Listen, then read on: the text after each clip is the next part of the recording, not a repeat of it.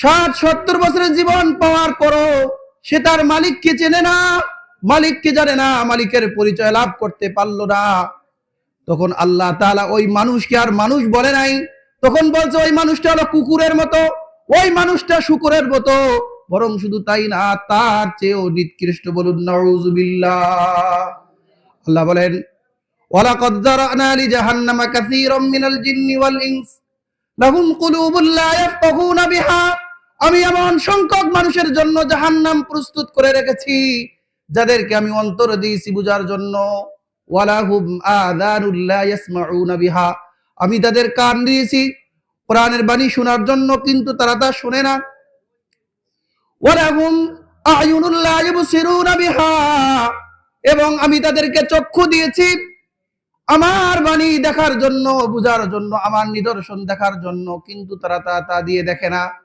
আল্লাহ বলেন, এই মানুষরা না দেখার কারণে আমাকে চিনল না।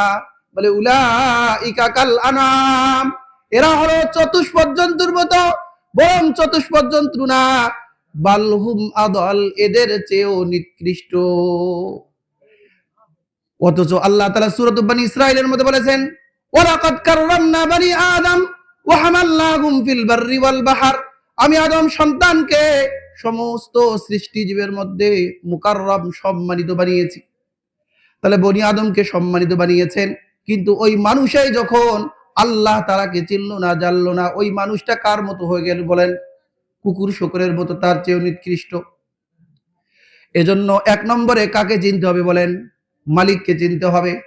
যদি মালিকের পরিচয় লাভ করি, তাহলে মালিককে ভয় করা সহজ, মালিকের হুকুম মানা সহজ। আজকে দেখেন, আমরা অনেক সময় দেখি সাধারণ রিকশাওয়ালা একটা পুলিশকে পিটাচ্ছে, পিটাই কিনা বলেন? যখন যে সিভিল ড্রেস যে থাকে, তার পরনে ইউনিফর্ম থাকে না, বেল থাকে না, তখন তাকে সাধারণ মানুষ মনে করে পিটায়, কিন্তু যখন তার শরীরে কাপড় থাকে তখন কিন্তু পিটায় না। অনুরূপ ভাবে আল্লাহ তাআলা বলেন, ইন্নামা ইয়াখশাল্লাহা মিন ইবাদিহিল উলামা।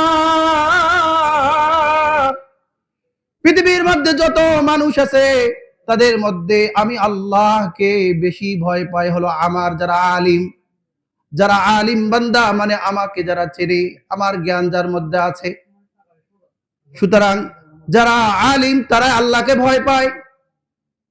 এ সম্পর্কে, তাদের ফজিলত সম্পর্কে আল্লাহ তাআলা বলেন, ইয়ারফাইল্লাহুল্লাযীনা আমানু মিনকুম ওয়াল্লাযীনা উতুল ইলমা দারাজাত, যে আল্লাহ তাআলা মুমিনদের মর্যাদাকে উন্নীত করেছেন, তাদের মধ্যে যারা ইলম প্রাপ্ত হয়েছে, আল্লাহ তাআলা যাদেরকে দ্বীনি জ্ঞান দান করেছেন, তাদেরকে উতুল ইলমা দারাজাত, শুধু একটা দারাজা না, বরং অনেক অনেক মর্যাদায় তাদেরকে উন্নীত করেছেন। বলুন সুবহানাল্লাহ।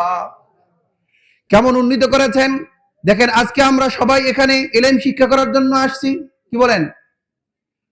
তো আজকের দিনে আমরা সবাই তালিবুল ইলম। যখন আমরা বাড়ির থেকে বের হই,